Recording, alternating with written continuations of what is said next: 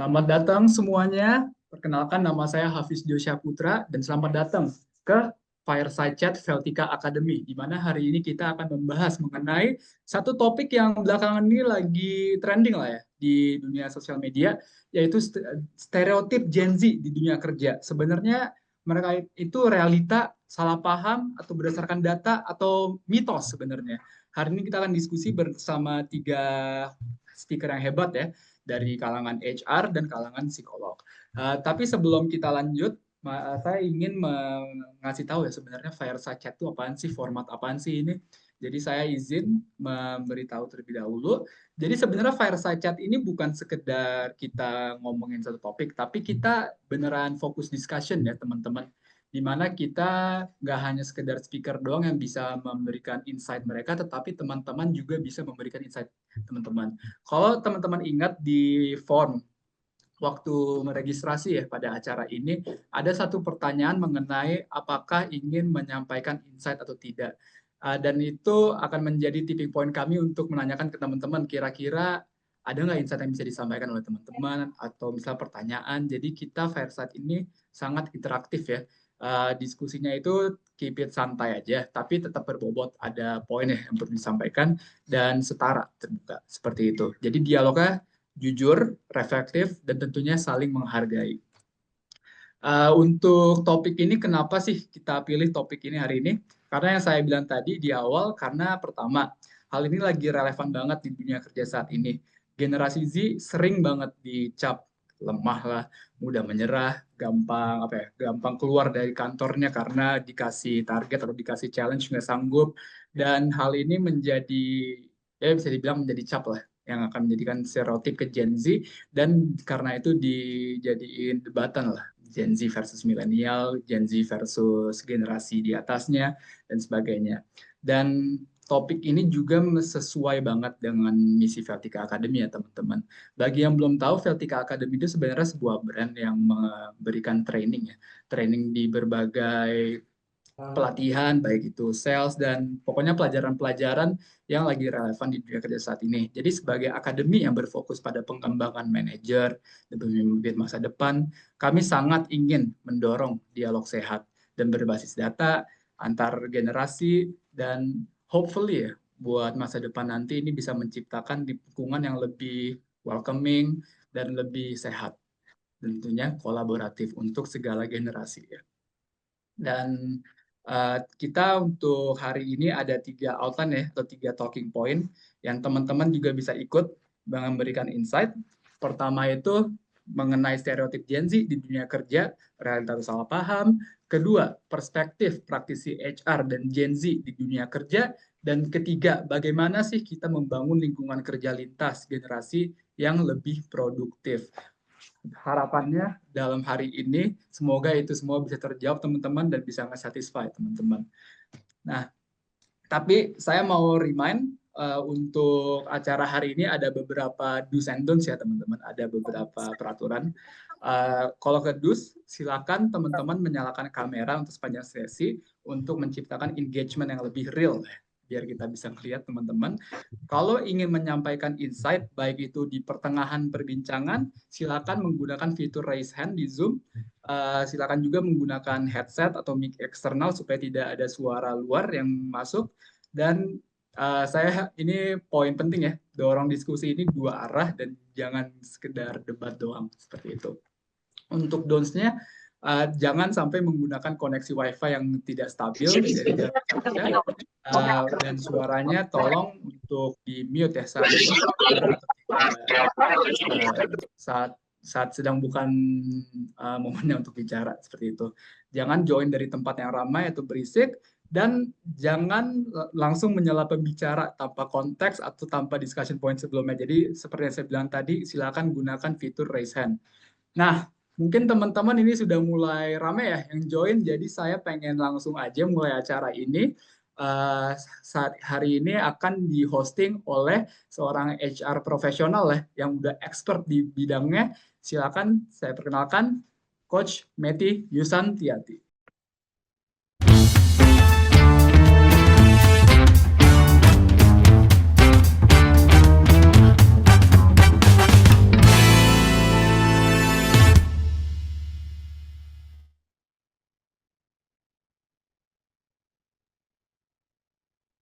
Selamat sore. Suara saya kedengaran, Hafiz? Clear, Coach. Alhamdulillah. Makasih, Hafiz.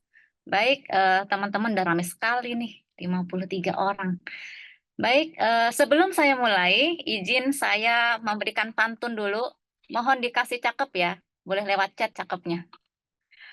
Ke kantor pagi bawa kopi. Cakep. Cakep. Duduk manis sambil berseri.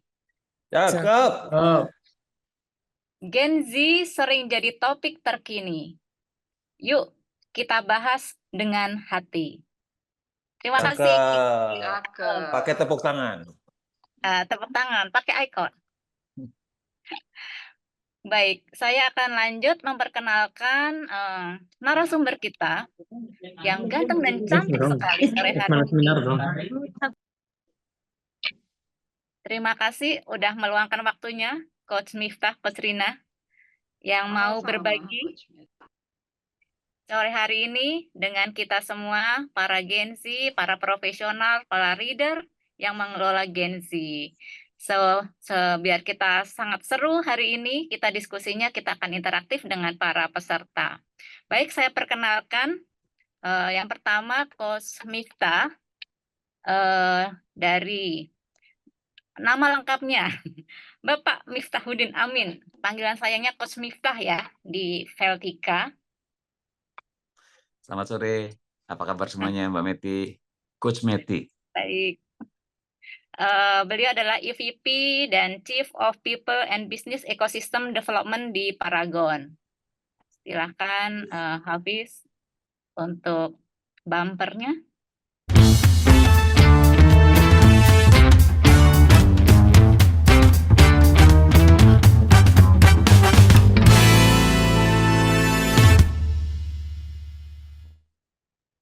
Baik.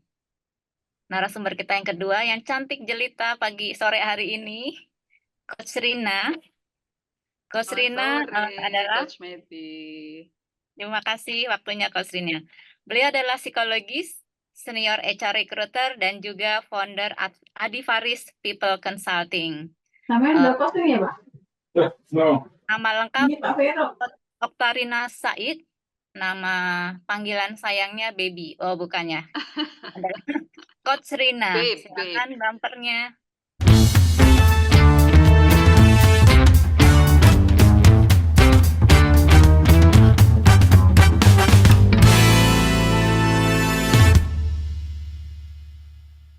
Baik, terima kasih para coaches, Coach Miftah dan Coach Rina. Kita mulai nih diskusi kita yang seru dan memanas di sore hari ini. Oke, kita mulai dari section yang pertama ya, diskusi yang pertama tentang stereotype Gen Z di dunia kerja. Itu realita atau salah paham sih? Salah paham. Baik, saya akan mulai dari pertanyaan yang pertama. Dari pengalaman Coach Miftah dan Coach Rina, stereotip apa sih yang paling sering muncul tentang Gen Z di tempat kerja? Itu didukung dengan data atau hanya asumsi? Silahkan Coach Miftah terlebih dahulu. Widih, saya berharap tadinya si Coach Rina deh. Tapi kalau udah todong duluan nggak apa-apa deh. Oke, thank you. Ininya nih, saya selalu merenung ya kalau kita ngomongin tentang Gen Z ya.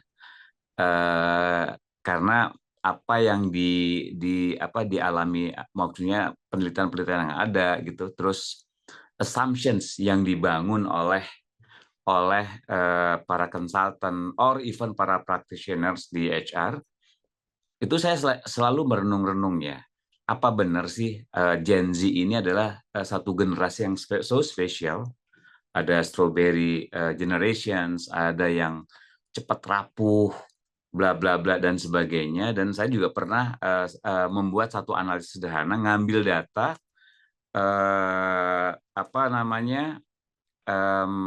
antar generasi gitu. Tapi sesungguhnya kalau saya lihat di setiap generasi itu juga sama sih permasalahannya sih. Yang membedakan adalah karena mungkin informasi yang lebih terbuka, sehingga kita bisa lebih mengetahui stereotip yang digaung-gaungkan tadi sih. Kalau saya kok percaya ya bahwa di setiap generasi pasti akan ada orang-orang yang tipikal yang digambarkan secara umum di generasi itu yang juga mirip-mirip. Waktu baby boomers misalnya menggambarkan Gen X-nya. Itu yakin tuh ada gap di sana. Kenapa ya Gen X tuh kayak gini gitu. Sama pada saat kita muncul millennials, Gen X juga bilang wah kayak gini nih ya gitu loh. Nah, Gen X juga membuat tadi stereotype tadi ke Gen Z juga gitu loh. Jadi sesungguhnya bisa dikatakan benar, bisa juga dikatakan itu hanya mainan-mainan para konsultan sebetulnya yang membuat mempackage sedemikian rupa sehingga jualannya bisa laku. Saya begitu, Coach Meti. Baik. Sebagai konsultan nih Coach Rina, tadi dibilang Coach Miftah, bisa-bisanya konsultan aja nih biar jualannya laku. Gimana Coach Rina? Iya, kalau kita bicara soal stereotype gitu ya.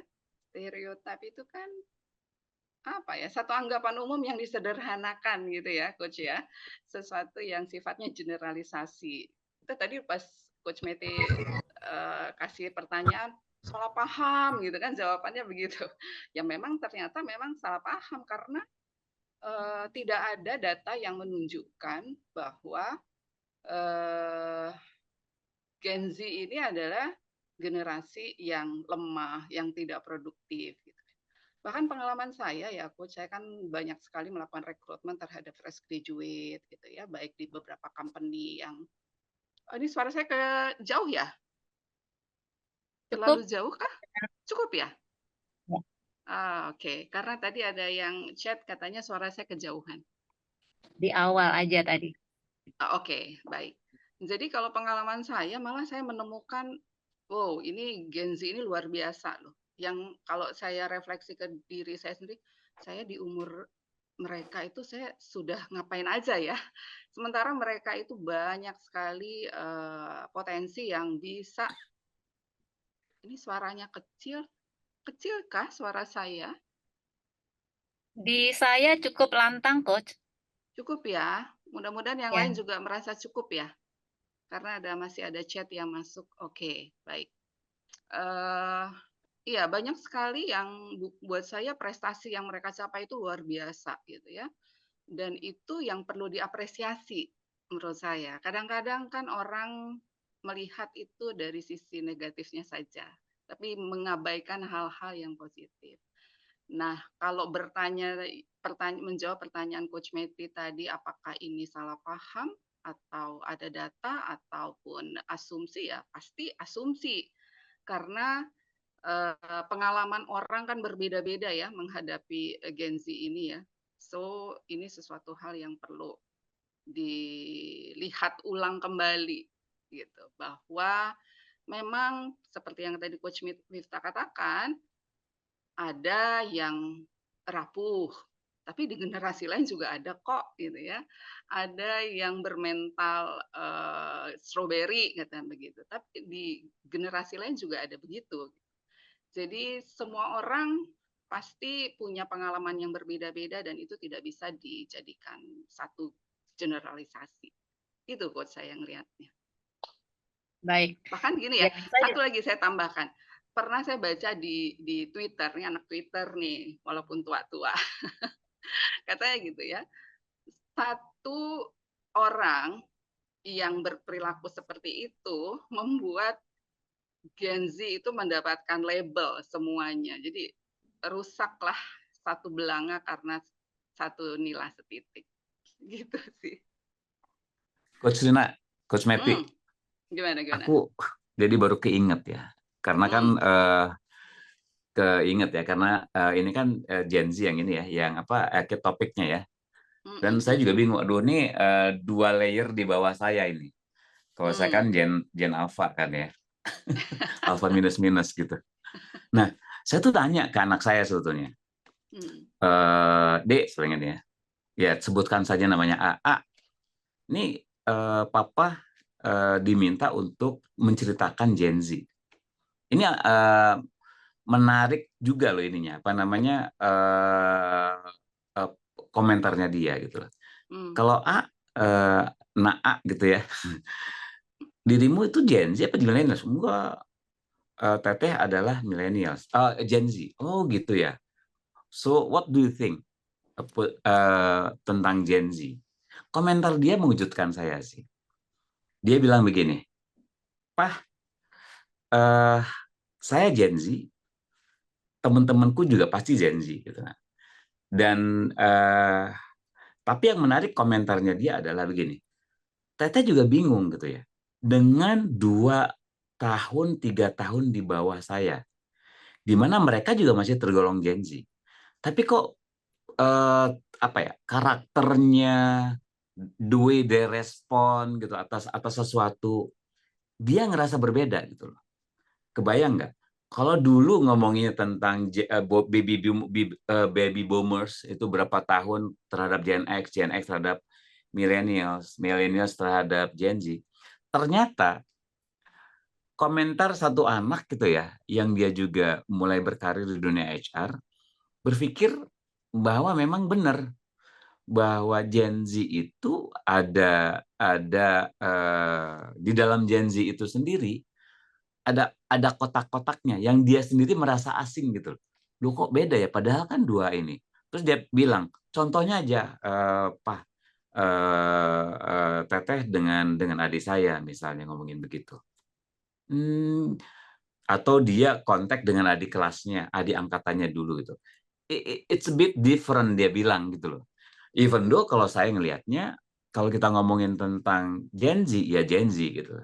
Tapi that's the perceptions, that's the experience yang apa namanya, yang terbiak di antara mereka sendiri. Kalau saya ngelihatnya, karena saya sehari-hari juga dealing dengan 90% of millennials dan Gen Z di perusahaan saya, di perusahaan di mana saya bekerja. Itu saya ngelihat yang saya lihat adalah karakter-karakter mereka. Yang saya lihat adalah filosofi atau karakter atau values yang mereka anut sih. Bahwa ada perbedaan-perbedaan itu sebetulnya lebih ke cara mereka melihat informasi yang mereka terima as compared to my generations misalnya. That's differences. Dan kalau misalkan kita bertahan kepada ini generasi sebelumnya ya, bertahan kepada perceptions, bertahan kepada mindset, belief bahwa saya lebih bagus dari mereka, itu menurut saya sih yang perlu di judging adalah wah ini generasi di atasnya yang mesti dipertanyakan gitu loh. Karena apa? Karena model belajar, model apa namanya informasi yang diterima itu sangat berbeda sih antara waktu zaman saya kuliah misalnya dengan hari ini anak-anak mendapatkan pendidikan dan mendapatkan expose information yang begitu besar sehingga mereka bisa lebih perspektif mereka bisa lebih luas bahwa misalnya gini ya bahwa mereka dipandang sebagai dunia orang yang menurut kita lemah, menurut kita adalah bermental strawberry. Kalau kita pertanyakan lagi, mereka tuh ada di range usia berapa sih gitu loh. Gen Z itu di usia berapa ya? 20, 30? Berapa Coach Rina? 20-an sampai akhir late 20. Sih, mereka kan masih anak-anak. Kalaupun mereka masuk, mereka juga baru membangun karir mereka sendiri. Which is pasti akan ada quote unquote challenge, proses adaptasi di antara mereka pada saat mereka bekerja, even misalkan di 27 tahun ya, the maximum yang mereka paling tua. Still mereka tuh baru 4-5 tahun mereka bekerja gitu loh. Dan saya membayangkan pada waktu saya bekerja di usia mereka. Sama, saya juga learning. Mungkin si Miftah susah banget sih. Dia omongin kayak gini gitu ya. Lu rasanya kok nggak ngomong bolot lagi. Kok nggak ngerti-ngerti gitu ya. Apa yang saya mau dan sebagainya. ya the fact bahwa mereka itu in the learning mood, di development mood gitu. Jangan expect mereka tiba-tiba harus memiliki mental yang tinggi gitu ya. Itu aja sih, saya baru keinget obrolan 2 malam yang lalu dengan seorang anak saya. Lanjutkan. Iya, ya sebenarnya juga kalau misalnya kita melihat anak sendiri gitu, ada 2, 3 anak gitu pasti berbeda-beda kan. Memang tidak bisa disamaratakan ya Coach ya. Mungkin Coach Rina mau menambahkan? Ya, sebenarnya saya coba karena saya psikolog kebetulan ya. Nggak ada yang kebetulan sih di dunia ini ya. Karena saya psikolog titik. Saya coba melihatnya, saya mau sambungkan dengan apa yang disampaikan Coach Miftah tadi. Saya mencoba melihatnya bahwa psikologi itu bicara tentang perkembangan, ya. Memang setuju kata Coach Miftah ada kotak-kotak, rentangnya itu sangat jauh, 13 tahun sampai 27 tahun, gitu ya. Itu sangat jauh. Yang awal remaja sampai dengan dewasa muda, gitu. Tentu ini punya perkembangan perilaku yang berbeda-beda. Secara umum, remaja sampai dewasa muda ini samalah kayak kita ya, mau sebutannya generasi apapun. Remaja awal sampai dengan dewasa muda itu adalah masa-masa mencari identitas. Masa-masa di mana kok semua serba salah ya buat saya, gitu ya. Masa-masa di mana saya pengen yang tadinya dilindungi oleh keluarga, masuklah ke dunia yang mana mereka dituntut untuk mandiri. Tentu itu menimbulkan kecemasan, gitu ya, menimbulkan kegalauan. Ini saya benar nggak sih, gitu ya. Terus masa-masa mencari jati diri, lagi explore diri, saya ini senangnya apa, saya mau coba banyak hal, pengen explore A, B, C, ikut teman, gabung komunitas, dan itulah yang terjadi gitu ya dari sisi perkembangannya. Tapi kalau kita masuk ke generasi Z, Gen Z ini, lingkungannya kan berbeda dengan zaman kita dulu ya, Coach Meti, Coach Miftah ya. Dulu kita telepon aja pakai telepon engkol gitu ya. Kalau sekarang informasi itu datang ribuan kali lipat cepatnya dan sifatnya instan gitu. Dan ini yang membuat Gen Z sepertinya tuh punya rentang perhatian yang sangat pendek gitu karena mereka memang berada di lingkungan yang instan. Gitu. So kalau bicara tentang ini apakah gap komunikasi antara generasi sebelumnya dengan generasi Z ini, maka saya bilang pemahaman yang utuh terhadap dunia itu bisa jadi membuat orang berbeda memaknai, melihat Gen Z ini. Itu sih Coach Meti. Jadi Gen Z ini tidak langsung dicap sebagai apa, tapi kita lihat dulu gitu ya. Oh, generasi ini muncul karena apa? Itu satu, dan kedua, memang tidak bisa disamaratakan sih. Karena itu tadi ya, rentang usianya tuh jauh, bedanya tuh jauh. Gitu. Itu tambahan saya sedikit, Coach. Baik, baik. Untuk memperkaya diskusi nih peserta kita sore hari ini mungkin dari Gen Z sebagai karyawan atau mungkin para leader yang mungkin udah Gen X, ada yang mau memberikan insight? Saya undang untuk raise hand. Belum ada sepertinya ya. Baik, kita lanjutkan ya Coach Miftah, Coach Rina. Kemudian kalau ada stereotip tadi generalisasi, padahal kan sebenarnya nggak semua begitu gitu, tapi kita suka mengeneralisasi. Apakah ini muncul karena adanya gap komunikasi atau mungkin ada nilai-nilai kerja, nilai-nilai atau value yang dimiliki antar generasi? Silahkan dari Coach Rina sekarang. Ada yang raise hand itu, Coach. Mau ini dulu? Atau mau saya jawab dulu? Coach Meti. Baik. Dari Coach Rina, oke, Coach Rina sama Coach Miftah dulu mengenai tadi apakah ada communication gap atau perbedaan value. Itu dulu, nanti saya akan kembali ke yang resen. Mohon Oke, ditunggu Bapak. siap. Kalau saya lihat point of view-nya aja sih yang berbeda ya, Coach. Balik lagi sih kita lihat itu kan apa namanya, kita tuh selalu nganggap anak-anak ini anak-anak yang masih perlu di apa ya, disendokin gitu ya. Kalau saya ngeliat gitu. Karena saya juga punya sama lah sama Coach Miftah ya, ada 3 anak saya Gen Z semua. Merasa bahwa masih perlu diatur, sementara di sisi lain mereka itu kan pengen berekspresi tadi, karakter remaja muda, remaja sampai dengan dewasa muda itu kan pengen bisa ekspresif gitu ya, pengen bisa mandiri gitu. Maka stereotip itulah yang menjadi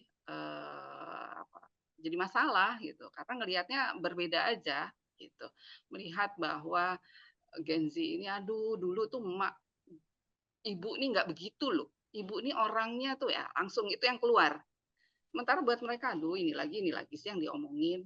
Maka selalu akhirnya nggak selesai-selesai nih pembicaraan tentang Gen Z ini. Karena punya sudut pandang yang berbeda.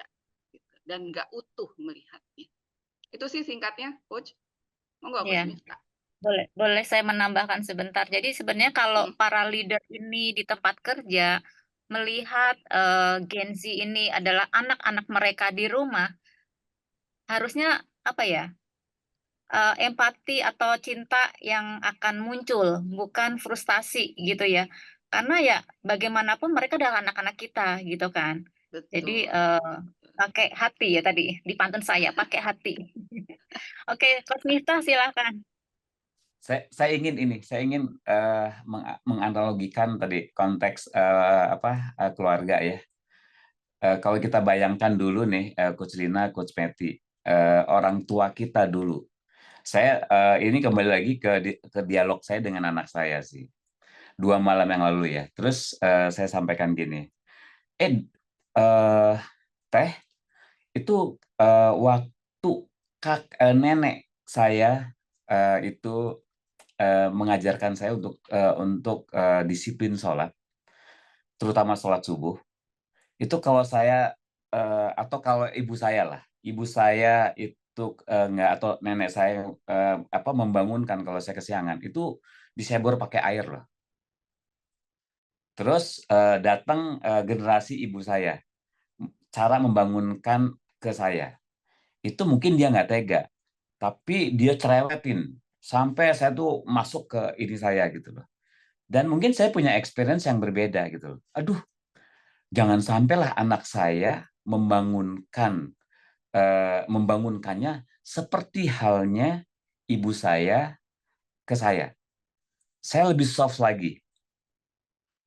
Teh, sholat. Ya udah, biarin.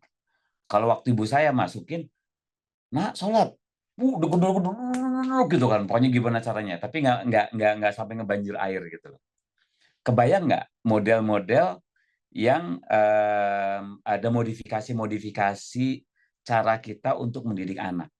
Dan secara nggak sadar, kalau saya ngomongin bahwa saya Gen X, generasi yang paling dekat adalah Gen X ke Gen Y ke Gen Z gitu. Jangan-jangan ini flow of the education dari kita sendiri itu yang menjadi menjadi munculnya stereotip tadi gitu loh. Tapi memang mode edukasinya berbeda dari lingkungan yang ada gitu. Nah, kalau mengambil dari sana, saya setuju sih. Kok saya kayaknya nggak fair gitu loh. Bahwa model edukasi yang kita tanamkan gini, terus kita salahkan mereka gitu. Kamu nyalain kita dulu dong. Kalau bikin stereotip, itu stereotip yang generasi sebelumnya harusnya sih even worse gitu loh. Karena apa? Karena creating next leaders yang quote-unquote seperti itu. Tapi kembali lagi, the fact yang sebenarnya Coach Rian sampaikan tadi, the fact mereka baru build the career. Don't forget, jangan lupa, ya ojo lali gitu. Bener deh? Nah, kalau kita ngomongin data, balik lagi ya, saya eksplorasi nih, karena kan kita kaitannya dengan tempat kerja ya. dari periode 2010 sampai 2024 kemarin, saya lihat data BPS, berapa persen generasi di zamannya yang seumuran gitu, itu mereka jobless, mereka susah mencari kerja. Ternyata menarik banget, dari sisi persentase itu sama, 89%, 89%, 89% sampai kemarin. So what's wrong gitu ya? Ternyata kalau dulu kalau mencari sesuatu kita mesti internet bayar mahal, hari ini yang tadi itu instant informations, dan itu yang apa namanya, yang menyebabkan seolah-olah generasi sekarang itu ya seperti apa yang kita stereotipkan, ya kan? Dan kita, celakanya kita nih sebagai orang yang terdidik pun juga ikut membangun image yang seperti itu. Karena apa? Karena kita juga akhirnya jadi generasi instan juga, tanpa melihat tren, tanpa melihat data gitu loh. Yes, bahwa kita juga ada challenge. Yang kita hire adalah orang, susah banget sekarang dapetin orang gitu ya. Tapi karena apa? Karena ya setiap perusahaan pasti punya value. Populasi semakin besar gitu. Seperti contoh misalkan di Paragon. Kami buka MT programs di bulan Januari atau Februari. Yang daftar 50.000 orang. Yang sampai ending, sampai suspek bahwa mereka itu memiliki karakter yang sesuai dengan value-nya perusahaan, itu hanya 278 orang, precisely. Dari 70 orang yang kita interview, sampai ke final, itu 20 orang.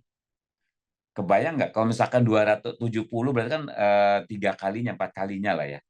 4 kalinya. Mungkin hanya dapat 80 orang dari 50.000. Tapi itu ngomongin tentang populasi yang lebih banyak dibanding dengan yang lalu. Mungkin dulu 20.000 yang daftar, mungkin dulu 10.000 yang daftar. Yang diterima mungkin juga hanya 10 orang gitu. So, karena informasi yang banyak, karena informasi yang berlebih, kita ikut-ikutan membangun instant atau false assumptions. Itu yang saya lihat sih, Coach Meti dan Coach Rina. Baik, baik. Terima kasih Coach Rina, Coach Miftah. Tadi yang raise hand ya, Bapak Trihandoyo. Apakah masih berkenan untuk open mic memberikan insight, Pak Trihandoyo? Baik, Pak Trihandoyo mungkin masih mute. Karena waktu sesi 1 sudah habis, silakan Hafiz. Kita akan lanjut dengan perspektif di sesi 2. Kalau gitu kita lanjut ke sesi kedua ya. Tapi Bapak Trihandoyo, apakah benar tidak mau menyampaikan insight? Kalau gitu kita lanjut saja Coach ke sesi kedua kita sekarang. Baik, Bapak. Silakan, Bapak Pak. Ibu yang kami hormati. Ya, silakan Pak Trihandoyo. Assalamualaikum warahmatullahi wabarakatuh. Waalaikumsalam. Bapak Ibu yang kami hormati, bahwa kami ini agak banyak ini dari SMK Mutu Bandungan yang mengikuti ini, Bapak Ibu guru ini agak tertarik dengan program ini. Ya. Karena kami mempunyai masalah tersendiri terhadap anak ya, terutama Gen Z kami yang lulusan kami itu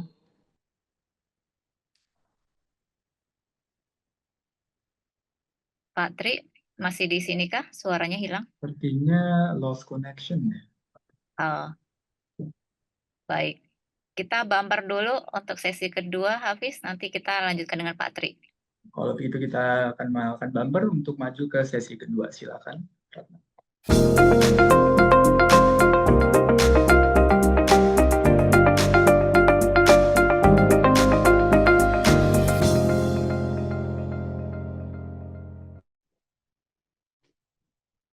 Baik, kita memasuki sesi kedua, yaitu tentang perspektif para praktisi HR, leader, dan kemudian Gen Z itu sendiri.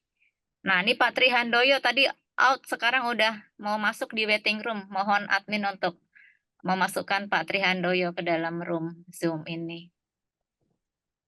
Oke. Pak Trihandoyas, apakah sudah di dalam ruangan Zoom? Baik, Ibu, sudah masuk? Oke, udah kedengaran Oke. Pak? Silakan Mohon maaf dilanjutkan. tadi terputus ya. Oke.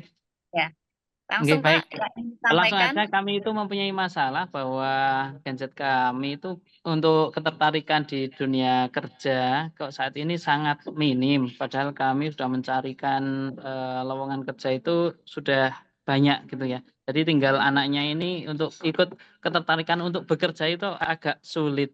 Nah ini bagaimana untuk mengatasinya seperti itu karena loh kok banyak anak itu pengennya ya punya duit tapi kok sulit untuk melamar saja tertarikannya kurang. Padahal mungkin umur juga sudah masuk 18 tahun. Nah, itu kenapa fenomena ini muncul terutama di daerah kami itu seperti itu. Nah, kira-kira apa sih yang menyebabkan hal-hal seperti itu terjadi di lingkungan kami seperti itu. Terima kasih. Boleh tahu Pak dari daerah mana SMK-nya? Ini dari Magelang, SMK dari di SMK Magelang. Muhammadiyah Bandungan Magelang. Pertanyaannya Bapak adalah kenapa anak-anak yang didikan Bapak di SMK Magelang ini tidak tertarik untuk mencari pekerjaan, gitukah Pak? Betul, betul. Padahal kan ini sudah share banyak kan seperti itu. Apakah karena beda seperti sebelum-sebelumnya seperti itu. Oh, mulai tahun berapa nih Pak mulai mereka sepertinya malas cari pekerjaan? Eh, Ya kalau kami bicara masalah target kami kan mentargetkan paling tidak 90% itu segera dapat mendapatkan pekerjaan. Mungkin kami kemarin saja saat wisuda itu sudah 44% tersalurkan kerja, namun itu masih minim jauh daripada harapan kami seperti itu. Nah, ini dalam artian bukan berarti tidak banyak yang tertarik, namun banyak lowongan yang tadinya itu anak-anak minta ini dan itu, namun setelah dipenuhi keinginannya kurang seperti itu. Boleh saya samarkan, jadi lowongan kerjanya sih ada banyak gitu ya Pak. Betul, Dan betul. anak didik Bapak pun juga udah melamar dan udah dalam Belum proses. melamar. Anak didik Bapak minta A dan B, Z itu Mm-mm, permintaannya tidak dipenuhi calon perusahaan. saat diminta anak meminta ini dan itu saat ada, nah itu tidak mengambilnya, itu beberapa kasus terjadi seperti itu. Jadi Untuk calon mengatasinya bagaimana? perusahaannya sudah memenuhi permintaan calon Betul. karyawan yang Gen Z ini, namun Gen Z setelah dipenuhi permintaannya pun mereka tidak mengambil kesempatan bekerja itu, gitu ya Pak ya? Betul, seperti itu. Gen Z sekarang itu. Baik, Coach Rina mungkin pengalamannya banyak di rekrutmen nih. Apakah pernah merasakan hal yang sama? Udah direkrut nih capek-capek dari ujung ke ujung prosesnya, tapi waktu udah di offering atau mungkin bahkan udah masuk kerja, dia tidak mau bekerja. Mungkin nggak itu Coach Rina di pengalamannya? Banyak. Jadi kalau saya tangkap dari Pak Tri itu biasanya kan anak-anak SMK itu ada karir job fair gitu ya, Coach Pak Tri gitu ya, ada job fair, tapi sudahlah dipanggil beberapa company, ini melamar saja tidak, begitu ya, Pak Tri ya? Betul, Pak. Betul. Itu banyak Karena sekali yang memang kerja pun mudah pindah gitu. mudah pindah. Oke. Nah, kalau saya lihat begini, tadi lah kembali lagi persepsi bahwa bekerja generasi X itu berbeda dengan bekerja di generasi Z gitu ya. Buat kita dulu bekerja itu ke kantor, ke baju rapi, ke baju apa namanya seragam begitu ya. Tapi dengan perkembangan dunia yang bahkan freelancer itu banyak duit gitu ya, itu dipersepsi yang berbeda pula oleh Gen Z ini, Pak Tri gitu. Saya melihatnya mereka lebih terbuka pada pekerjaan-pekerjaan yang dulunya itu nggak terpikirkan oleh kita gitu. Jadi persepsi tentang bekerja, tentang pekerjaan itu sendiri juga bisa berbeda, Pak. Gitu. menurut saya yang terpenting bagi Bapak Ibu di SMK adalah eksplorasi dulu, Pak. Sebenarnya minat anak-anak ini sekarang ke arah mana sih? Apakah pada karir yang betul-betul tradisional seperti yang kita lakukan gitu, atau memang lebih mau eksplor hal-hal yang sifatnya tidak lagi mengikat. Gitu. Ingat bahwa Gen Z adalah generasi yang pengennya tuh mandiri, pengennya bebas gitu.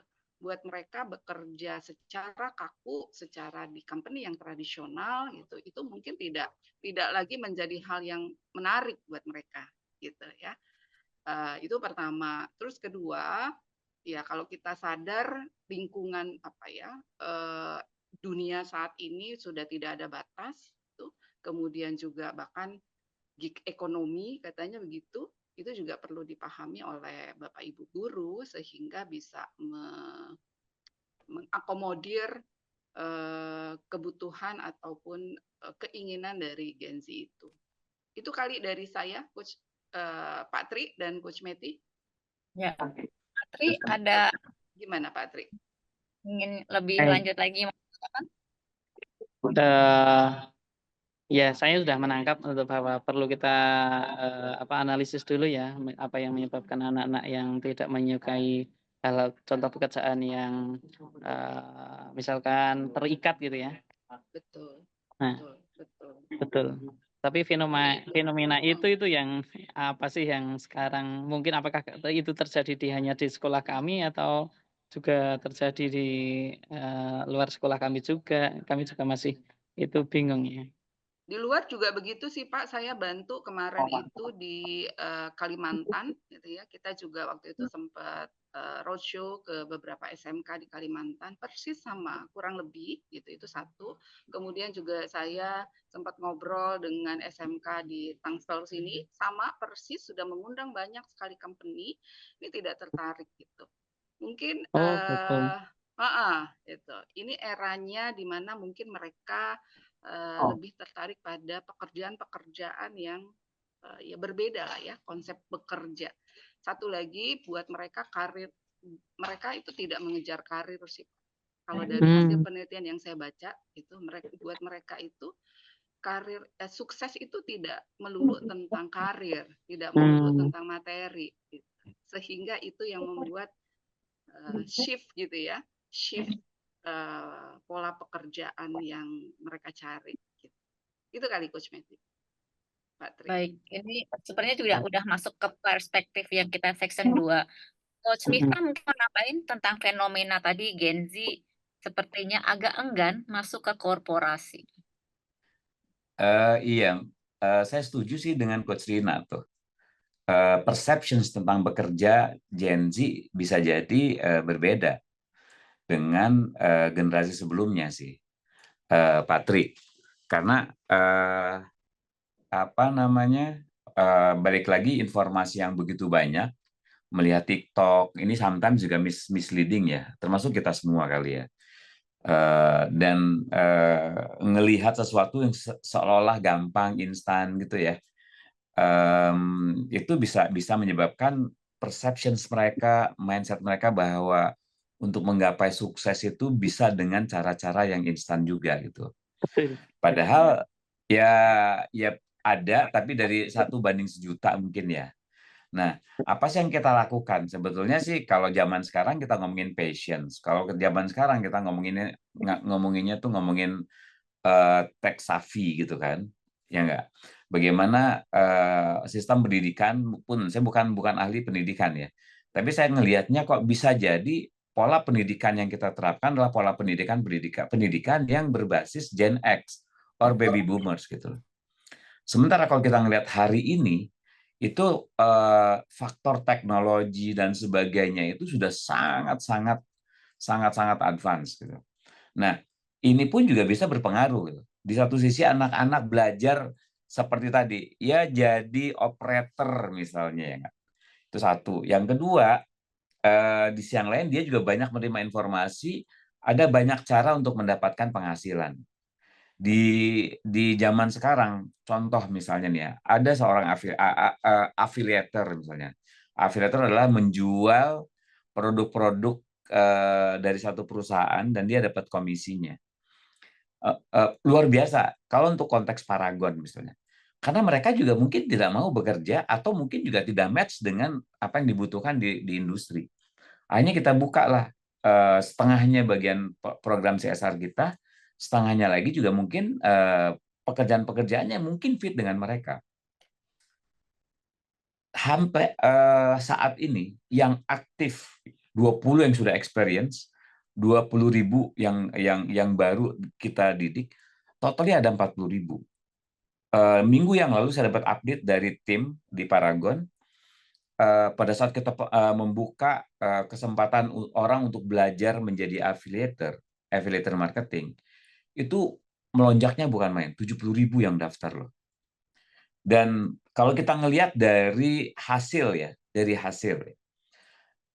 saya bisa ceritakan satu orang yang tadinya itu dia udah terlibat ojol, hidupnya udah ini, terus dia belajar tentang affiliations management gitu ya. Ini di Semarang nih, Patri. Kebetulan waktu itu dia salah satu yang dijual adalah produk kita, produk CAF. Produk CAF ya. Hari ini luar biasa banget. Dia bisa 1-2 M per bulan. Kalau kita ngomongin total revenue kita, dari 40-an ribu itu rata-rata bisa 50-75 M per bulan. Nah, mode-mode tipe pekerjaan itu mungkin mereka juga sangat senang karena apa? Karena mereka terkoneksi dengan dunia yang hari ini ada, TikTok, Instagram gitu kan ya. Yang kita bisa tap in asal mereka kreatif, itu yang pertama. Yang kedua, gimana caranya ya kita tuh membangun bahwa tetap ada industri manufaktur yang hari ini bisa mereka ambil. Betul Pak Patri gitu kan ya. Mungkin juga sejak awal akhirnya kita mengubah juga, bukan hanya ngajarin tentang bagaimana cara mengoperasikan mesin sih. Tapi bagaimana karakter dia sebagai orang, bahwa semua itu dilakukan dengan usaha. Semua dilakukan itu untuk menggapai sukses ya, dengan versinya masing-masing lah. Sukses bukan berarti dia membangun karir. Sukses buat mungkin banyak orang adalah selama saya terpenuhi purpose saya, value saya. Masing-masing orang berbeda-beda. Mungkin pendidikan karakter itu yang juga harus dimasukkan gitu loh, Pak. Jadi bukan hanya sekedar akhirnya bolak-balik keluar masuk hanya ngomongin tentang teknikal, tentang ilmu elektro, ilmu sipil, ilmu apa, caranya bikin ini gitu kan ya. Tapi along the way itu kita bangun pendidikan karakter yang akhirnya dia bisa menjadi orang yang memang kerja itu adalah banyak. Ada yang seperti tadi masuk ke online, ada juga orang yang memang di offline gitu, di manufaktur. Itu sih Pak Tri yang saya kepikiran. Jadi in summary, ya kita juga tidak bisa mencegah kecenderungan orang ingin mencari pekerjaan di luar dari apa yang kita pelajari. Di siang lain, mungkin ya masukan saya adalah bagaimana membangun karakter anak-anak ini even sebelum lulus, even kelas 1 SMK gitu. Udah digembleng aja di sana. Dan kalau zaman dulu kan ada pramuka, ada apa gitu kan ya, pencinta alam, itu kan cara-cara sistem pendidikan yang dibangun agar kita punya kemandirian, bahwa untuk mencapai puncak gunung ya perlu jalan gitu, perlu usaha, perlu capek gitu loh. Nggak bisa tiba-tiba ya Allah mudah-mudahan tiba-tiba masuk ke sana kan, tiba-tiba masuk ke sana sampai ke puncak gunung gitu loh. Even untuk menjadi online ya, bekerja di affiliation model kayak gitu, itu juga mereka mesti belajar tentang skills-nya kan, tentang ketekunan, tentang bagaimana dia tuh grit and resilience. Kalau gagal ya jangan mudah menyerah gitu loh. Masih ada 1000 kesempatan lain untuk mencoba. Karakter itu yang mungkin yang perlu dibangun sih. Baik, ya. Dapat saya tangkap ini, Coach Miftah. Baik. Terima kasih. Terima kasih, Coach. Coach, Pak Tri juga, dan peserta di sore hari ini, bahwa kami dari Veltika juga memberikan pelatihan-pelatihan yang bisa menjembatani orang yang baru lulus mungkin dari SMK, dari D3 atau S1 mau mulai masuk kerja gitu ya. Ada beberapa modul-modul di Veltika tentang kepemimpinan, itu kan juga mulai dari memimpin diri sendiri, mindfulness, bagaimana cara berkomunikasi, kemudian bagaimana presentasi dan lain-lain. Jadi di Veltika juga memberikan pendidikan atau pelatihan tentang hal-hal tersebut sehingga anak didik kita yang mulai dari sekolah itu udah siap ke dunia kerja seperti itu. Baik, terima kasih Pak Tri atas partisipasinya. Kita lanjut. Terima kasih Bu. Ya. Mungkin yang lain yang ingin memberikan insight atau pandangan di sesi ini bisa raise hand dulu seperti Pak Tri tadi.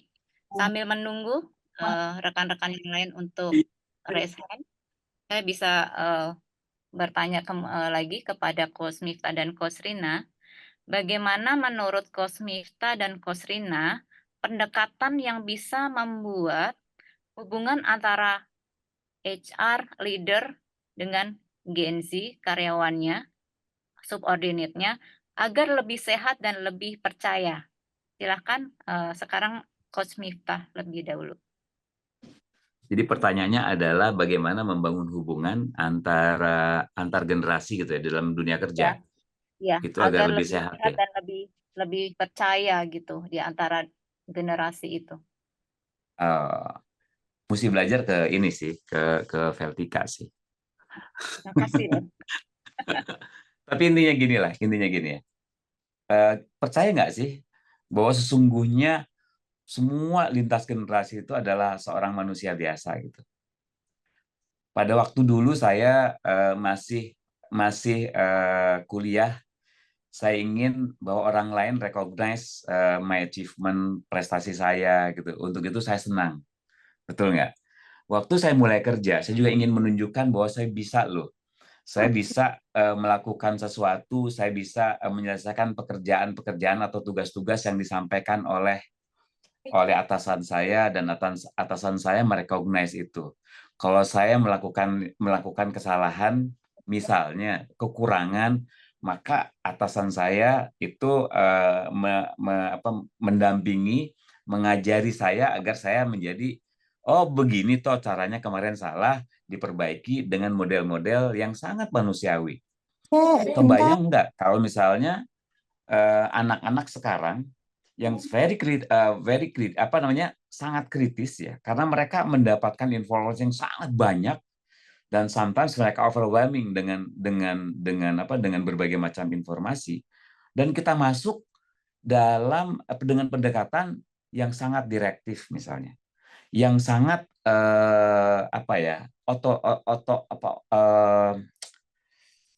direktif banget gitu loh, telling banget ininya, tanpa ngelihat. Kenapa? Hari ini anak-anak sekarang itu kan lebih terbuka, lebih bisa menyuarakan apa yang ada di pikiran dia. Kalau kita compare dengan anak-anak di zaman saya tuh ngeri banget gitu loh. Saya ada satu masa mau acung tangan aja. Ada satu waktu saya waktu saya ada di masa orientasi mahasiswa di Bandung sana. Saya mau ngacung tangan, mau minta izin, mau ke toilet. Saya tuh ngerasa, ya Allahu Akbar, nggak bisa gitu loh. Nggak mampu untuk ngacung tangan karena saking overthinkingnya. Sekarang overthinking sama aja gitu kan. Tapi balik lagi, pada saat kita creating safe environment, kita juga memahami bagaimana mode-mode mereka gitu ya. Saya pikir itu manusiawi. If we build the trust kepada tim kita, dan mereka akan lakukan itu. Kalau misalkan kita juga melakukannya dengan cara saya, tidak adapt dengan dunia hari, misalkan menggunakan teknologi, kita ngomong juga nggak nyambung gitu ya. Terus apa yang kita pikir itu adalah kebenaran sejati buat saya pribadi. That's the problem. Dan makanya saya bilangin di awal bukan bohong-bohongan. Kenapa kita harus belajar tentang leadership gitu. Leadership means menurut saya sih adalah mengembalikan kita kepada fitrahnya sih. Bagaimana kita menghormati orang, bagaimana kita berempati, bagaimana kita tidak menonjolkan bahwa gue tahu sebagai seorang pemimpin gitu ya. That's the thing yang sebetulnya sederhana yang bisa kita rasakan sehari-hari. Tapi karena kita menonjolkan ego dan ada misperceptions tentang bagaimana leadership itu dimainkan di tempat perusahaan, di tempat kerja, yang terjadi banyak mislead, gitu kan? Begitu mereka voicing, mereka throwing the idea or concern or asking why we have to do this, gitu kan?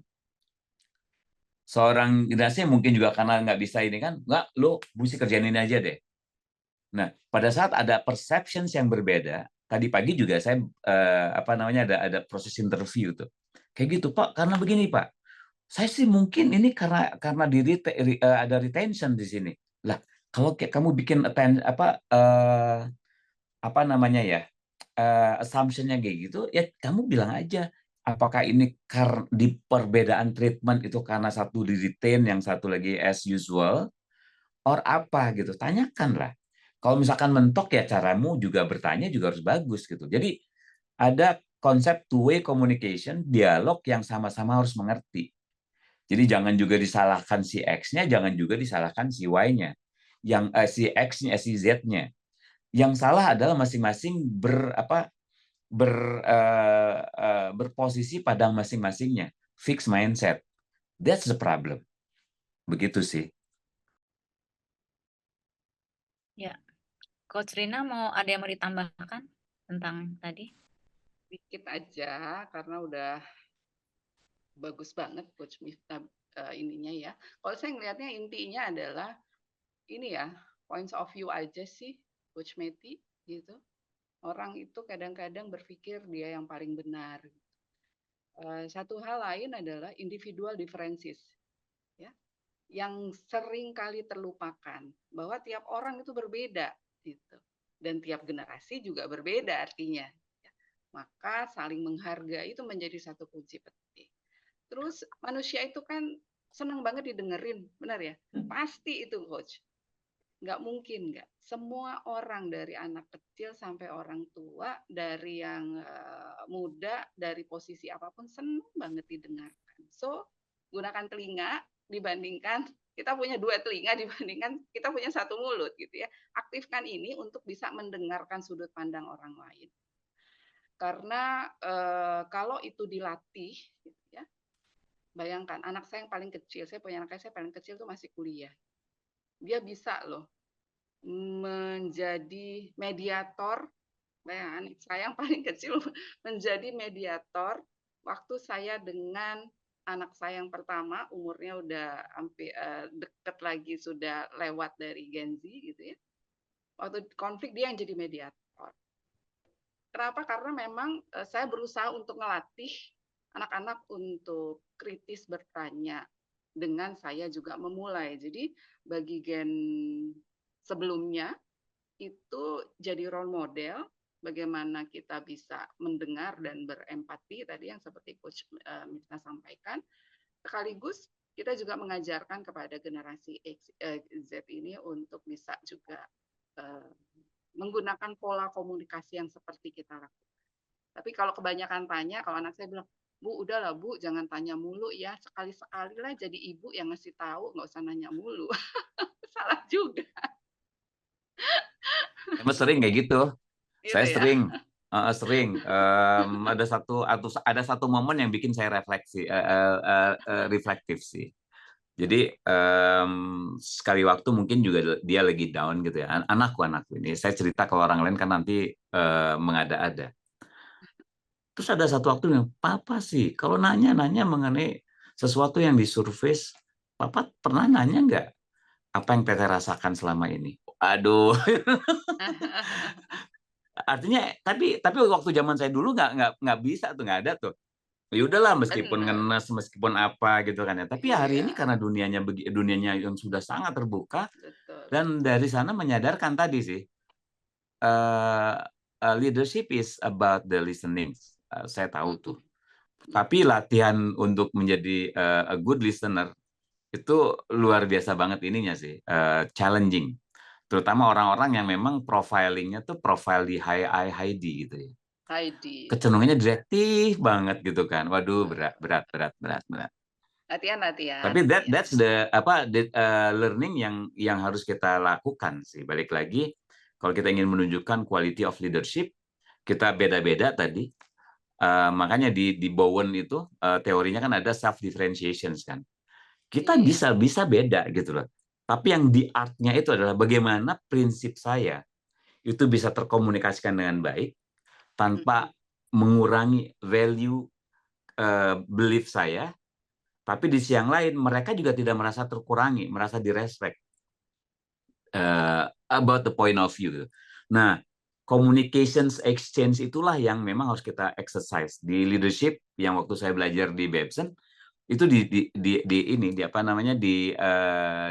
diajarkan dan dipraktekkan.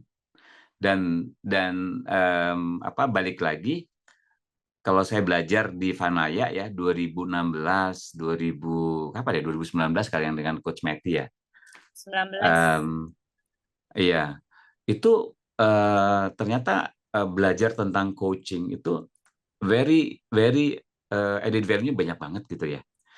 Ya iya nggak. Meskipun saya juga kadang-kadang banyak ininya, tapi balik lagi kan, namanya manusia kan. Balik lagi ke iya ya, saya mesti belajar mendengar. Gitu. Saya mesti belajar bagaimana eksplorasi anak-anak agar trust-nya muncul dan unleashing their potential gitu. Agar bisa contribute more, bisa belajar more, dan mereka menjadi a better of him or her gitu loh.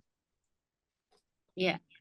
Tadi mendengar Coach Miftah, Coach Rina tadi bahwa kita harus mendengar anak-anak kita, karyawan kita, tim kita, punya 2 telinga. Saya memang juga sama sih Coach Miftah, langsung ingat pelajaran kita di Vanaya, kan bapak ibunya Veltika kan Vanaya tuh, yang memang expert di bidang coach. Jadi di situ teman-teman di sini bahwa kita sebagai coach diajarkan untuk bilangnya apa, coach position itu adalah netral, nggak ada judging, zero mind, mendengar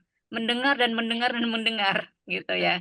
Jadi benar-benar kita dilatih untuk mendengar ya, tadi ya dengan hati pastinya ya.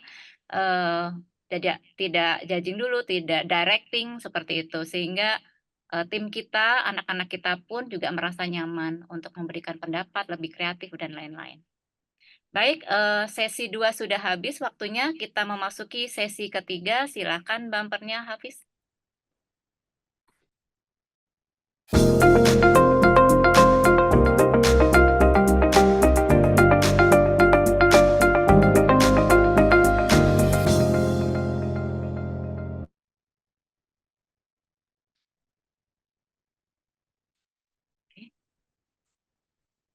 Maaf.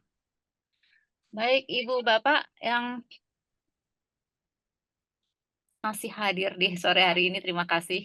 Masih 84 stay tune di Zoom kita. Boleh loh kalau ingin ada yang ingin memberikan insight, ingin ikut bergabung. Jadi, ini ada yang private chat saya. Ibu Indri mungkin mau open mic memberikan pendapat? Boleh. Terima kasih Ibu Meti, Coach Ya, Miftah, Coach Rina. Terima dari kasih Belanda ya, kesempatannya. Ibu. Iya, lagi join di Belanda, ini masih siang di sini. Terima kasih sekali, topiknya menarik sekali. Suara saya bisa kedengeran ya? Ya. Topiknya menarik Bagus sekali. Kalau saya boleh memberikan insight tentang Gen Z ini, yang mungkin juga bisa menjadi bekal buat Bapak Ibu dan teman-teman yang mendengarkan di sini.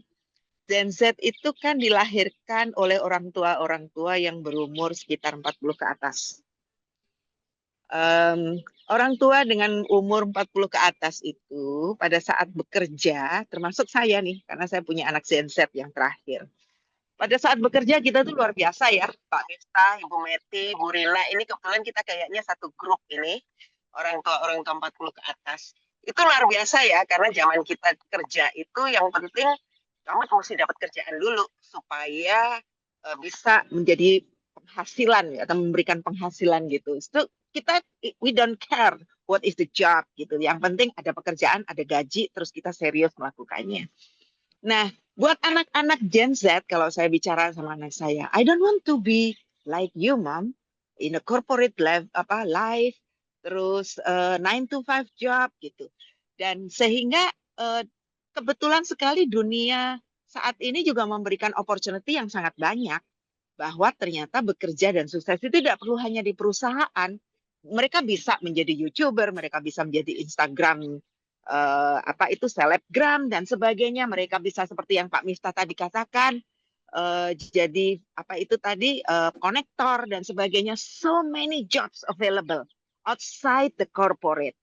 Nah, sehingga waktu mereka bilang, I don't want to be like you, mom, yang 9 to 5 for almost the whole of your life gitu. Itu ternyata difasilitasi. Nah, satu lagi juga karena mereka juga melihat orang tuanya seperti itu, bangun pagi, berangkat dan pulang malam, mereka juga merasa, is that the life that I wanna be gitu. Kalau mereka ditanya, no, I don't want that kind of life. Saya mau kerja, cari uang, tapi saya juga mau happy, saya juga mau well-being. Gen Z is the generations yang paling care tentang well-being. Ya, dan paling care tentang mental health dan sebagainya. Jadi mereka melihat, aku nggak mau tuh dengan contoh-contoh yang ada saat ini. Aku maunya yang lain. Nah, untung dan kebetulan saya sendiri juga nggak tahu sejak kita pandemi tahun 2020, itu kita didengung-dengungkan apa pentingnya mental health, well-being, dan sebagainya. Yang ternyata itu yang diinginin atau sesuatu yang memberikan aspirasi buat Gen Z kita. Makanya sebenarnya bukan berarti, oh saya nggak mau pattern pekerjaan yang sebelumnya seperti orang tua saya, enggak. Tetapi karena mereka lahir dan dihadapkan kepada banyak option. Mereka dengan banyaknya option itu, mereka juga melihat kalau saya mau hidup, saya maunya hidup yang seperti apa. Dan kebetulan yang mereka inginkan tidak sama seperti orang tuanya. Begitu. Jadi kalau saya lihat Gen Z, itu strength-nya, karena informasi begitu banyak, strength-nya adalah getting the complexity of the information. Karena mereka begitu lahir sudah kenal dengan tablet, kenal dengan gadget dan sebagainya. So informasi technical experience atau technical skill-nya itu very strong. Maybe the strongest amongst other generations. Tetapi dan kebetulan mereka juga tipe-tipe anak-anak yang besarnya di rumah. Bukan seperti saya kalau selesai sekolah atau zaman dulu kita selesai sekolah keluar rumah lagi karena mainnya di luar rumah. Ini tipe-tipe anak yang besarnya di dalam rumah. Karena di dalam rumah semuanya ada. Ada game, ada segala macam yang membuat mereka bisa besar tanpa harus punya teman. Physically. Jadi dengan strength mereka yang technicalnya bagus, unfortunately ada yang dikorbankan, yaitu social skill-nya. Tadi Pak Miftah sudah bilang mungkin leadership lebih penting ini Pak untuk dikembangkan. Saya setuju banget. Social skill dan leadership itu yang perlu kita bantu buat Gen Z untuk bisa lebih kuat supaya mengimbangi kemampuan teknikal mereka. Zaman dulu, zaman kita nggak ada tuh CEO umur di bawah 30. Sekarang banyak banget CEO umur di bawah 30. So technical skill capability is so good. Tetapi apakah leadership dan karakter sudah dibangun untuk bisa mensupport mereka menjadi jauh lebih bagus lagi sebagai CEO atau sebagai apapun pekerjaan mereka. Kira-kira begitu Mbak Meti.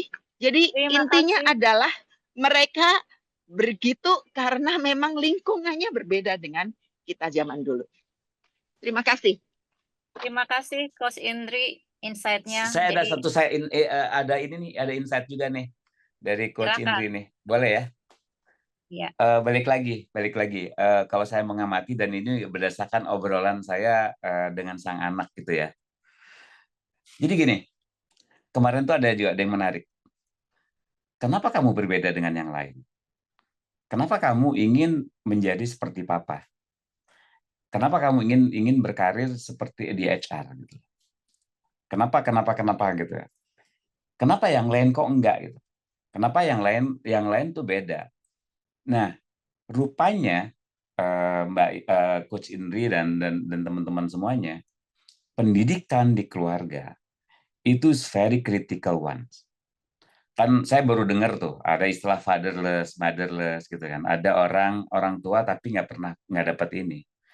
Nah, pada saat karakter building di rumah itu berkurang karena mungkin kita juga aktivitasnya banyak di luar, then bisa jadi orang merefer ke apa yang dia dapat dari dunia luar dong. Dan itu yang membedakan ini nih, yang membedakan akhirnya orang bisa jadi tidak mau seperti orang tua saya,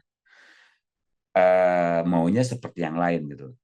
Kalau adiknya itu karena mungkin interaksi juga berbeda tuh, itu berbeda memang aspirasinya. Dan saya yakin bahwa apa ya, patron, role model, apa yang dilihat gitu ya, itu akan menjadi pembelajaran juga sih buat anak-anak kita, which is itu Gen Z. That's I want to share one thing yang seperti saya sampaikan as to response yang Coach Indri. Thank you. Baik, makasih Coach Miftah. Coach Indri, insight-nya jauh-jauh dari Belanda, bersedia memberikan pandangannya, pengalamannya. Gemes-gemes sayang gitu ya, Coach Indri ya, terhadap anak-anak kita. Iyalah, Baik, anak sendiri sesi kok. 3 ini sudah berakhir waktunya untuk satu hal untuk Coach Rina dan Coach Miftah ya, untuk menutup diskusi kita. Jika kita ingin membentuk budaya kerja yang sehat untuk semua generasi dari baby boomers, masih ada nggak ya baby boomers masih ada di puncak-puncak biasanya, sampai dengan sekarang Gen Z. Bagaimana cara membuat budaya kerja yang sehat ya? Bagaimana langkah kecil yang bisa dimulai dari sekarang? Dari kita dulu. Dari Coach Miftah, Coach Rina, silakan. Mangga Coach Rina dulu. Ini kan banyak, semua orang berperan gitu ya, Coach Meti ya, untuk bikin budaya kerja yang lebih positif gitu ya, tidak hanya Gen Z-nya tapi juga gen yang di atasnya. Maka masing-masing pihak tentu punya peran kecil gitu ya. Kalau saya mendampingi salah satu company gitu, itu saya usulkan, memang terlihat simpel. Tadi balik lagi karena saya sangat percaya semua orang itu senang didengarkan, maka saya ajukan usul untuk membuat namanya satu employee assistance program. Whatever itu, apakah itu nanti dilakukan dengan coaching atau counseling atau apa.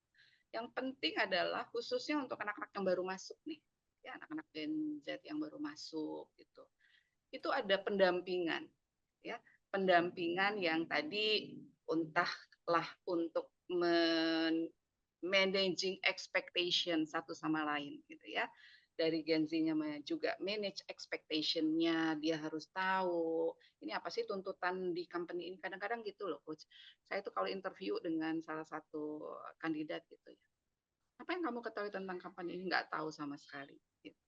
Gimana dia mau bisa adapt di situasi baru karena dia nggak manage expectation terhadap company itu sendiri. Jadi buat saya satu sama lain perlu tahu ekspektasinya apa terhadap Gen Z ini, dan Gen Z juga perlu tahu apa ekspektasi company terhadap diri saya gitu. Dan mereka perlu tahu untuk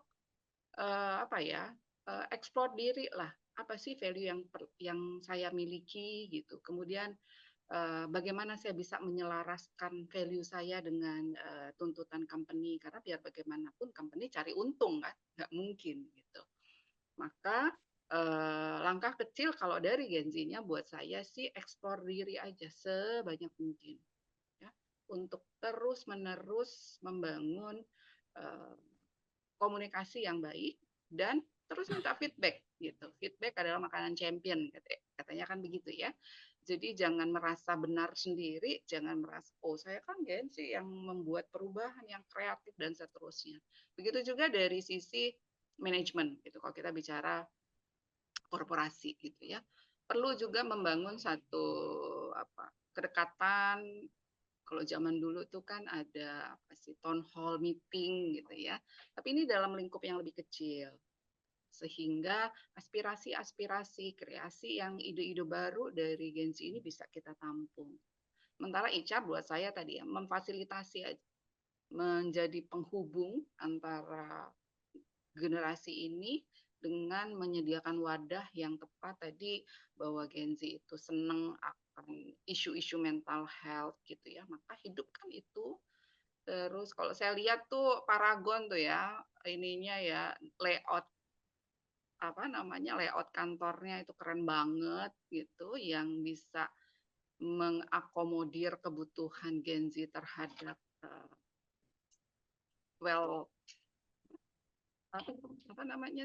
hidup seimbang gitu. Nah, itu menjadi satu hal penting ya.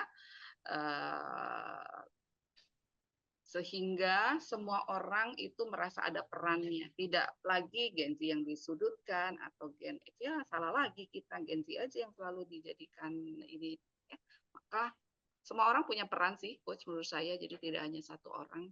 Dan lingkungan sehat ada lingkungan yang dimana semua orang merasa bahagia. Jangan salah loh Coach Meti, Coach Mifta, saya baca salah satu survei yang dilakukan, yang paling bahagia di dunia ini adalah Gen Z-nya Indonesia.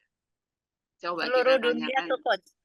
Seluruh dunia, ada 20 Survei negara seluruh yang dunia. Iya, survei seluruh dunia, ada 20 negara yang disurvei. Gen Z di Indonesia adalah yang paling bahagia. Coba kita tanya Coach Meti. Ini Gen Z yang ada di sini bahagia nggak nih? Skalanya 1 sampai 10, mereka seberapa bahagia dengan hidup mereka? Gitu. Silakan Biar kita di chat. sekalian survei gitu ya. Ya, silakan di chat nih Gen Z, peserta Gen Z. Dari skala 1 sampai 10, 1 tidak bahagia, 10 sangat bahagia. Anda di angka berapa? Tolong di chat di sini. Pengen kita lihat. Dan itu ada betulan. Tuh, 8 benar kan? Tuh. Benar berarti Bahagia. surveinya. Bahagia. Gitu. Gitu Coach Meti. Luar biasa ya, amazing. Wah, tuh, angkanya gede-gede loh. Iya. Selamat ya, Dan bahagia. apa yang membuat bahagia? Karena menurut saya, even though mereka merasa konflik di kantor, gitu ya, Indonesia ini kan sangat terkenal dengan gotong royongnya, gitu ya, suportifnya, gitu ya, banyak lingkungan sosial itu sangat support gitu, dan ini yang perlu dikembangkan juga di company. Jadi tidak ada lagi office politik yang gitu-gitu ya, sehingga pasti dengan begitu, jadi menurut saya nih Gen Z ini satu bibit yang sudah siap untuk dikembangkan. Tinggal bagaimana tanahnya itu kita gemburkan sehingga bibit itu bisa jadi bunga yang cantik, karena mereka udah punya modal rasa bahagia itu sendiri. Gitu Coach Meti. Luar biasa. Menyenangkan loh saya lihat chatnya ini pada 8889, luar biasa. Senang sekali. Coach Miftah, silahkan. Apakah anak-anak di rumah di Paragon bahagia? Insya Allah bahagia. Engagement survei-nya bagus kok, di atas rata-rata pasar.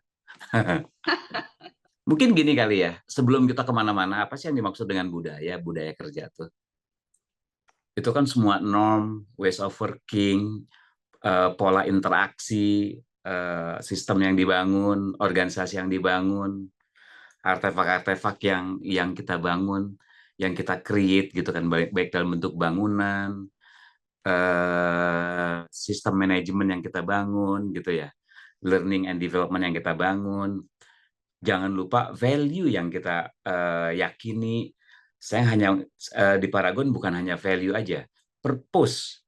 Saya bisa katakan bukan berarti saya bekerja di Paragon ya, tapi Paragon is one of the best company yang applying what we call the purpose-based organizations gitu. Jadi itu dulu. Jadi semua norma-norma yang diinikan dan kita nurturing. Begitu saya masuk ya, begitu balik lagi, begitu coaching culture itu menjadi ways of life, ways of working-nya mereka.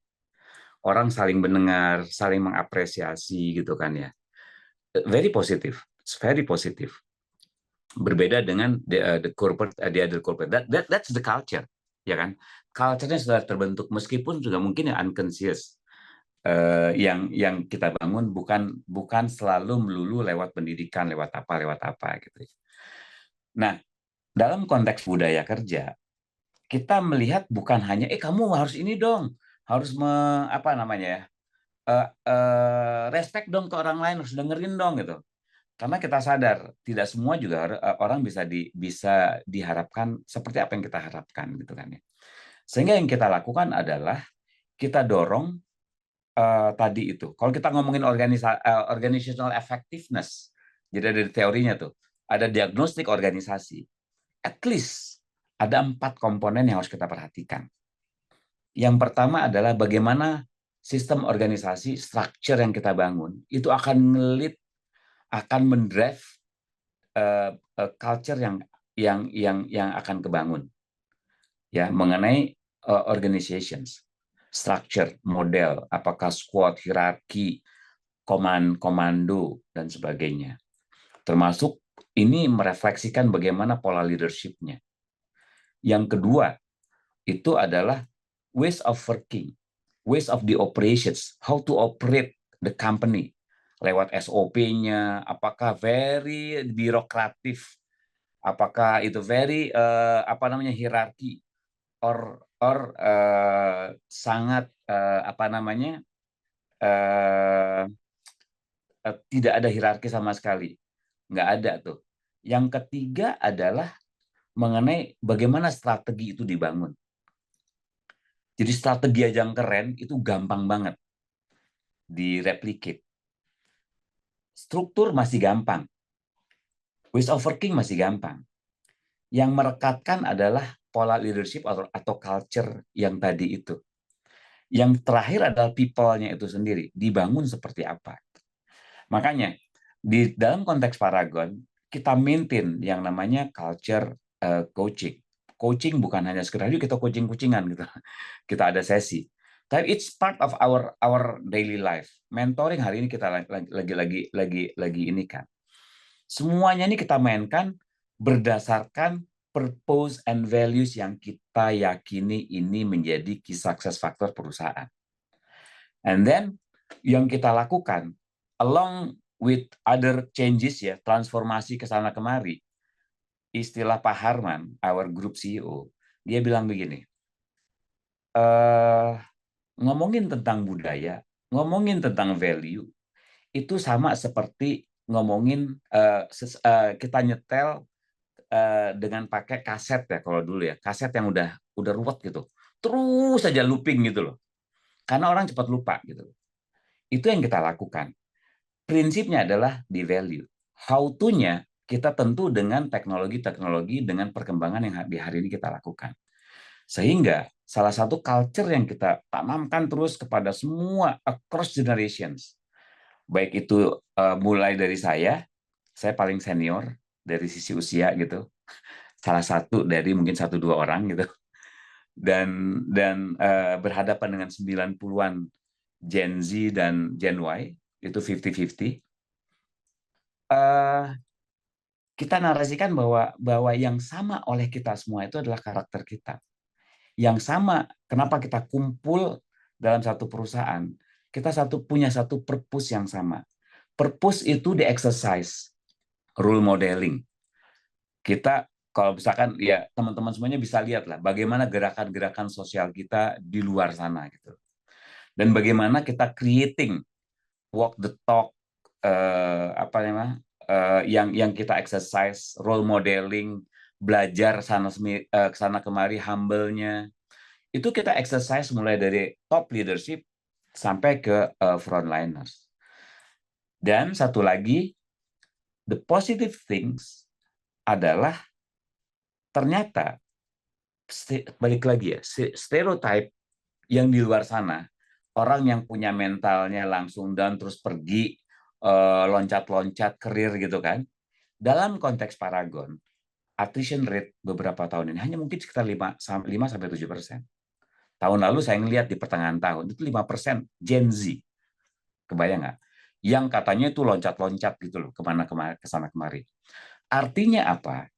Satu ya, selama prinsip, value, purpose itu kita pegang, percayalah bahwa itu yang menyatukan bahwa kita akan tetap ada di dalam satu keluarga, satu perusahaan.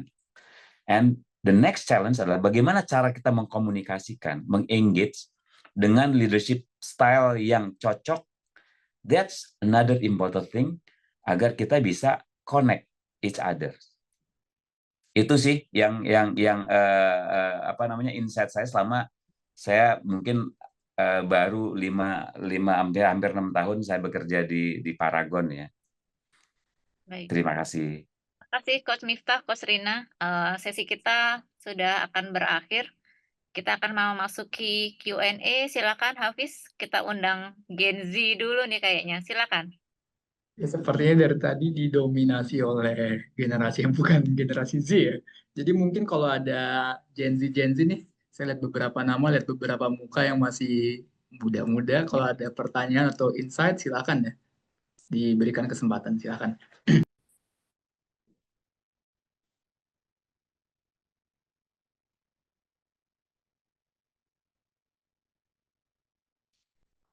Apakah ada yang mau bertanya dari Gen Z?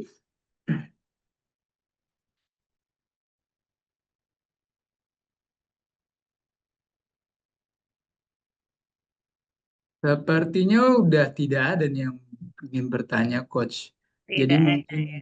tidak ada. Jadi silakan, Coach. Baik, ini ada yang japri saya lagi di direct message. Ibu Elvira mau bicara. Mungkin Bu Elvira boleh kasih ini advice bagaimana agar Gen Z sukses berkarir atau memberikan insight yang lain. Ibu silakan. Assalamualaikum warahmatullahi wabarakatuh. Selamat sore semua, salam kenal. Saya kebetulan ya mungkin udah cukup lama lah ya. Jadi ini sudah usia pensiun tapi masih aktif dan sekarang staff saya banyak yang Gen Z. Saya juga mentorship anak-anak Gen Z. Jadi sebenarnya kuncinya mereka itu mau mendengar itu kalau kita ajak seperti teman. Jadi itu pengalaman saya sih pribadi ya.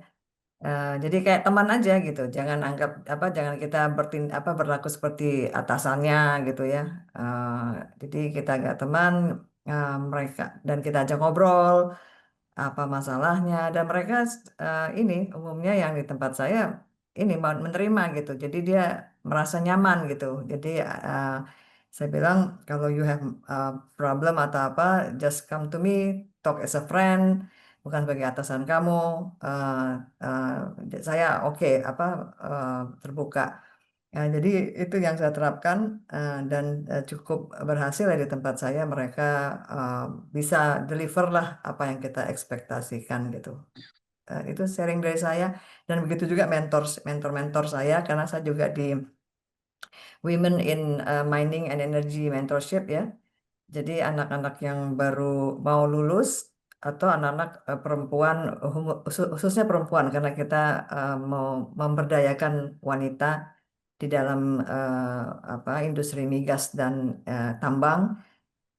Itu mereka sebenarnya kalau kita ajak mereka itu benar-benar they have potential gitu. Jadi it depend again on how do you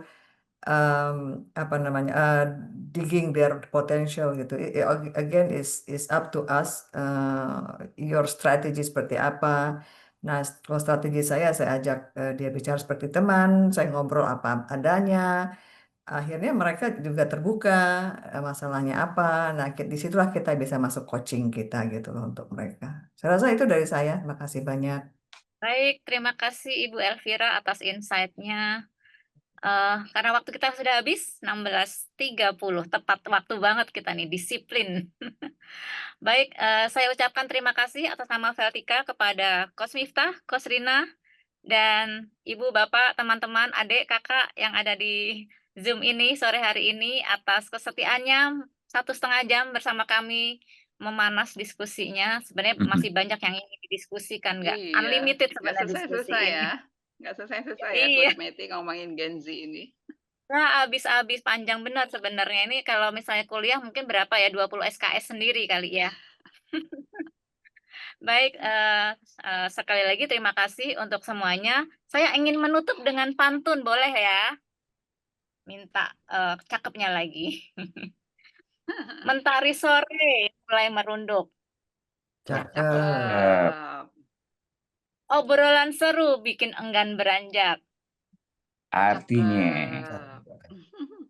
Terima kasih sudah ikut duduk. Saatnya kita pamit sejenak. Terima kasih semuanya. Selamat sore. Assalamualaikum Terima kasih warahmatullahi wabarakatuh. semuanya. Waalaikumsalam Terima kasih warahmatullahi Mas Bima. wabarakatuh. Kita nggak Izin foto. live. Teman-teman mungkin sebelum closing ya, boleh on cam terlebih dahulu. Kita akan foto bersama ya, teman-teman. Kalau boleh izin on cam semuanya. Sisir mana sisir? Yang Lipstick, cakep-cakep, ganteng-ganteng, cantik-cantik. Oke, saya akan hitung. 1, 2, 3. Sekali lagi, 1, 2, 3. Oke, terima kasih banyak semuanya sudah mengikuti Terima acara ini. kasih. Saya izin kasih. close ya, Coach Meti, Coach Miftah, sama Coach Rina, terima kasih banget sudah bersedia menjadi narasumber. Coach Meti, terima kasih sudah menjadi host. Terima kasih semuanya. Saya izin close acara ini. Thank you all. Dadah, Selamat sore semuanya. Assalamualaikum. Terima kasih. Assalamualaikum Terima banyak warahmatullahi wabarakatuh. Sampai semuanya. ketemu di acara Vertika berikutnya. Ikut ya. Sampai Ya. ketemu. Aku juga Ikut punya pantun loh training-training buat Coach Vertika Meti. juga. Punya pantun juga buat Coach Meti. Boleh. Pergi ke mall beli sepatu. Jangan lupa Cakep.